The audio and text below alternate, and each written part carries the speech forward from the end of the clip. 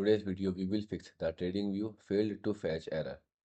So here is how you can easily fix the broken login and network fix error. Step 1, check your internet and the VPN connection. So if you are having a weak Wi-Fi network, in that case you will get the failed to fetch error. Make sure that you are connected with a strong Wi-Fi network.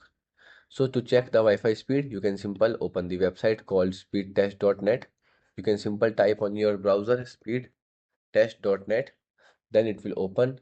Now simple click on go and then it will check your actual network speed. If you are connected with a weak Wi-Fi network, in that case you will get this error. So try to switch with a strong Wi-Fi network and again open the TradingView and check this error happen or not.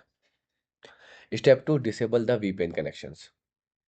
So once the VPN will be turned on, in that case it will slow down your network. Also change the all configuration about your network like region, cookies, many things. In that case, you can simply disable the VPN, close the browser and reopen. And then after you can again check that the issue is occur or not. If occur, now move to next step. If not, so then your issue will be resolved. So the next step is you can simply refresh the page or restart the trading view according to the browser. Also the browser. So close the trading view completely, close the browser.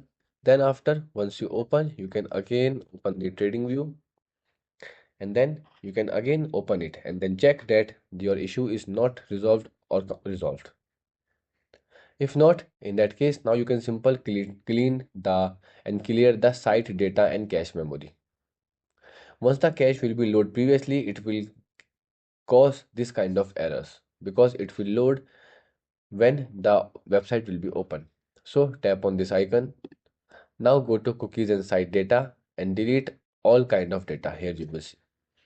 Once you delete, you can simply reload the page. Okay.